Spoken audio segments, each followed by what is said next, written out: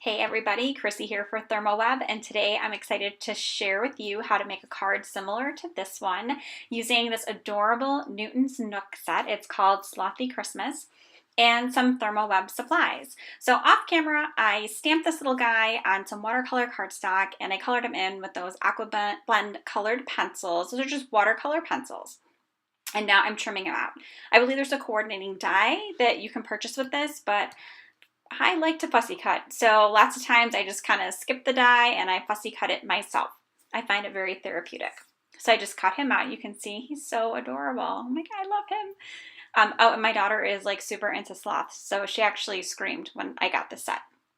So I trimmed a card base to 3 3/4 by 5, and now I am using some Gina K ink. I'm using two different colors. I'm using Jelly Bean Green and then the grass green, and I'm doing one in one corner and one in the other. Now these two are fairly similar, but the grass green is just a little bit darker, a little bit more like an evergreen. So the contrast there is not obvious, but I didn't want to do the same color in both corners. So then I took this really cute ornament. This is an ornament shaker die from Newton's Nook, and instead of making a shaker, I decided I was going to do an inlaid die cut. So basically what that is you cut it out and then you drop it back in. So you can see that outline of the die, but the cutout is gone. So you're using both the positive and negative pieces of that die. So I just went and adhered it on with my tape runner here, and then I went and adhered on that die cut as well. And this is adhered to a standard card base. It's 4 1/4 by 11 and then scored at 5.5 inches. So it's a top folding card. So then I put it in my stamping tool, and I decided to stamp the sentiment into the lower left corner. That's why I left a little bit of white space on here.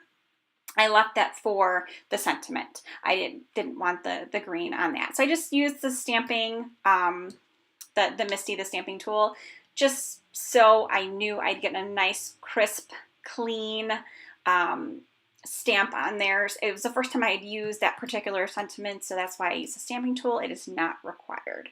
So then I just used some of my 3D foam squares to kind of pop up that little sloth on there. So this way the inlaid die cut is there, but it's not obvious. The sloth is kind of the star of the show. And then I wanted to add some sequins. So I'm using my Ultra Bond adhesive. This stuff is fantastic. I cannot tell you how awesome this stuff is. I can't stop using it. I'm using it now for all of my sequins. It dries 100% clear, and I put those sequins on there, and I can move them a little bit if I want to, but let me tell you, it dries fast, and those babies are on there. They are not coming off of that card. So I use tweezers just because I'm a little bit of a butterfinger sometimes, and it's just easier for me to hold the small sequins with the tweezers, but the Ultra Bond adhesive is fantastic. So here's both cards. Here's the one that we just made, and then a little detail of that little sloth because he's so cute, and then the other card here. So thank you so much for stopping by today. Make sure to use hashtags Decofoil and Thermoweb on the web so we can find you. Have a great day.